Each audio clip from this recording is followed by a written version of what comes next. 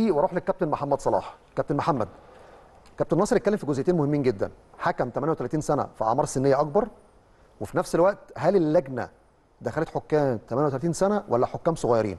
لان في معلومه بتتقال، وده الكابتن جهاد جريشه قال لي الكلام ده بشكل مباشر. اوسكار اختار حكام صغيرين في السن، ما صفروش كتير في الملعب، وده اللي عمل ازمه في موضوع الحكام الموجودين في المعسكر. والحاجه الثانيه، والمعسكر هيبدا النظري، لان العام ده لسه في قصه ثانيه هقول لكم عليها دلوقتي. هل حماده القلاوي في المعسكر ده ولا لا؟ لا، هو حماده القلاوي مش في المعسكر ده، بس في نقطه مهمه جدا لازم يعني في تساؤل ليه حكامنا مش موجودين في كاس العالم. اولا هي مش مفاجاه ان حكامنا مش موجودين في كاس العالم. الامر مش مفاجاه خالص. قلت ده من سنتين خالص مش مفاجاه، واحنا كنا بقالنا سنتين بنقول لهم خلوا بالكم مش هيبقى عندنا حكام في كاس عالم انديه ولا كاس عالم للكبار. فالموضوع مش مفاجاه نتيجه الاختيارات واللي كان بيحصل. وهقولها لك بمنتهى الوضوح، ما عندناش حكام في كاس العالم للانديه ولا هيبقى عندنا حكام في كاس العالم للكبار، لان حكامنا ما معهمش شرطين. احنا القايمه الوحيده في قائمه الفار اللي كل حكم معاه شاره واحده. تعالوا النهارده شوف القايمه اللي طلعها كابتن ناصر. الخمسه اللي طلعوا كل واحد معاه شرطين، واحنا قلنا ان مش هيعرفوا ينافسوا. فالموضوع مش لغز. الموضوع مش لغز خالص. حكامنا مش غير قادرين على المنافسه بسبب الاختيارات، وبسبب اللي قاله هنا كلاتنبرج معاك واللي قاله هنا بريرا معاك، ان الاختيارات يعني مبنيه على العلاقات الشخصيه والمجاملات. ده اللي قالوه رؤساء لجان الحكام الاجانب اللي تولوا المسؤوليه. فالامور محسومه وواضحه، مش محتاجه يعني هل بقى احنا يعني اخطائنا بنعالجها؟ لا، احنا ما زلنا. هاخد بقى من السؤال اللي حضرتك قلت عليه، الاختيارات.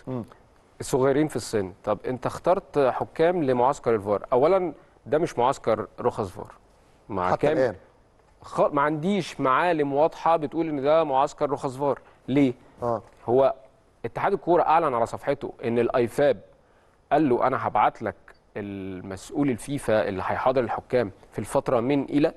انا سالت الكابتن جهاد جريشه، قال لي احنا المفروض كان الكلام ده المفروض امبارح القايمه موجوده معاه وهيبعتها للايفاب، والايفاب يقول له الميعاد بالظبط في نهايه شهر 7 من امتى لامتى، ومين المسؤول هيكون من الايفاب موجود للمحاضرات. طيب اسمح لي ارد بس على الجزئيه نبعتنا الاسماء دي. طبعا مع كامل احترامي للكابتن جهاد جريشه، يعني الاتحاد الكوره لما بيخاطب الايفاب ملوش اي علاقه تماما بقائمه الحكام خالص، بالاسماء الحكام بس خالص اطلاقا. هو بيقول له انا عايز اعمل رخص، وبيحدد له ميعاد من الى.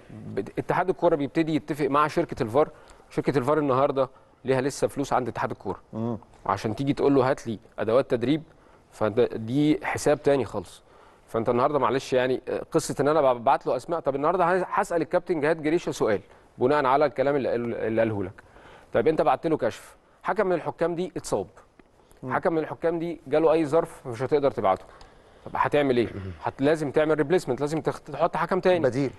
فانت اللي بيحصل انت المجموعه بتاعتك انت بتختارها وبتعمل التدريبات، وبناء عليه بتبعت الاسماء اللي بتحط على البلاتفورم. الفيفا برضو عشان الناس تبقى عارفه ملوش علاقه خالص.